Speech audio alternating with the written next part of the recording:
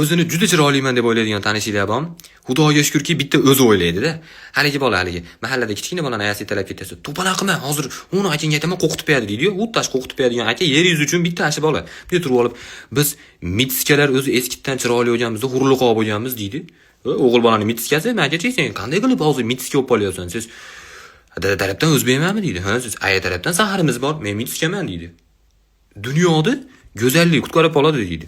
Sizlarga oddiy eshitilyapti, lekin u basharadan eshitishchi, u ishoninglar, dunyoda sharoit chatab ekan deysizlar. Bo'ldi, уже tugaydi, tugashimiz ekan deysizlar.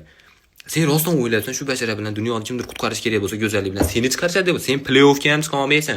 Tushunasizmi? Eng chiroylilarni ko'rsatuv bo'lsa, hech kim kelmay qolsa ham, "Ucha qaytib ketavering, atmen" deb birni berishmaydi senga. Oldindan muhim ishtirok degan nominatsiyaga tayyor tura olgin, sen unaqa emassan. Siz men hali kuni bozorda bitopa, "O, chiroyli bola" dedimi? U hola arava kerak deb tushuntirdi-yu, sen emas eding-ku.